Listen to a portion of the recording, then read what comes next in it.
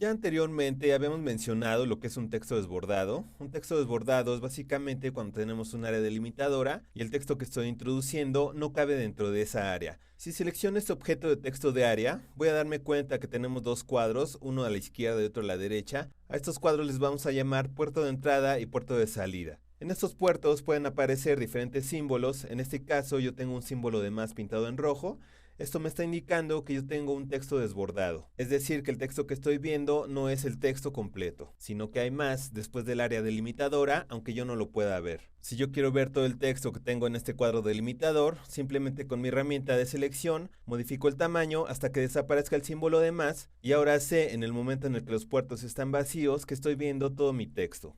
Sin embargo, en muchas ocasiones nosotros vamos a tener que mantener el área de texto sin modificaciones, conservando su tamaño o su forma. Entonces, para hacer visible el resto del texto, vamos a necesitar enlazarlo con otra área de texto. Esta área la podemos crear en el momento de que estamos haciendo el enlace o utilizar un objeto ya existente y en el momento en el que hacemos el enlace, ese objeto automáticamente se convierte en área de texto. Por ejemplo, con mi herramienta de selección modifico el tamaño del área de texto de tal manera que aparezca el símbolo de más, indicándome que tengo ahí un texto desbordado.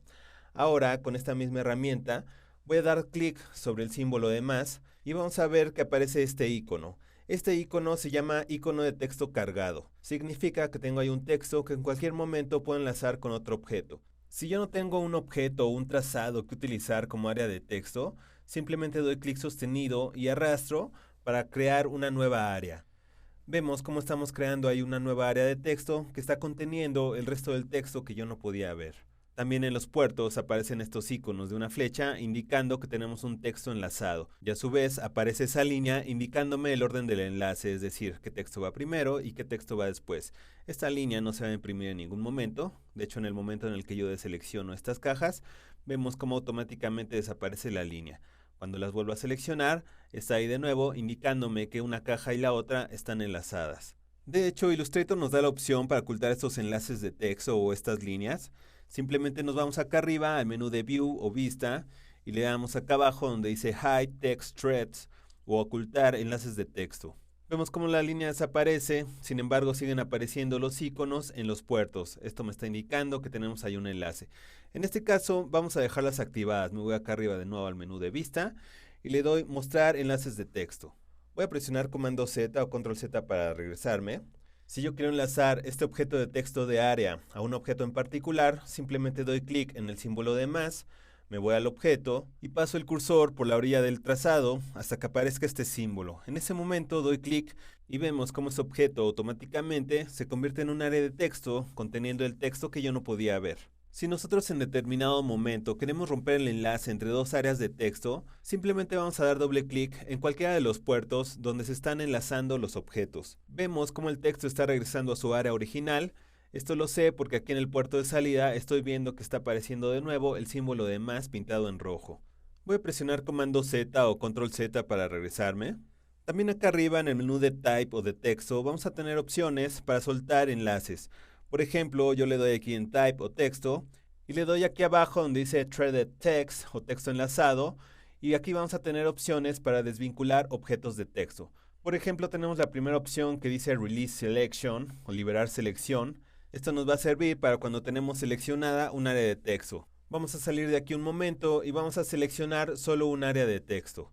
Vamos a regresar al menú de Type o de texto y nos vamos a texto enlazado y vamos a escoger ahora sí soltar selección o Release Selection. En el momento en el que escogemos esa opción, automáticamente esa área se vacía y el texto fluye a la siguiente área a la que se encontraba enlazada. Voy a presionar comando Z, vamos a regresar acá arriba al menú de Type o de texto y de igual manera vamos acá a texto enlazado. Tenemos la opción de Remove Threading o quitar enlace. Si activamos esta opción van a desaparecer los enlaces y el texto se va a mantener en su posición actual. Vemos cómo lo activamos y ahora tenemos cajas de texto independientes. Pero bueno, tal vez estén preguntando de qué me va a servir a mí enlazar áreas de texto. Acá tenemos un ejemplo más concreto. Le voy a dar doble clic aquí en mi mesa de trabajo número 2 y tenemos aquí un diseño que había hecho previamente.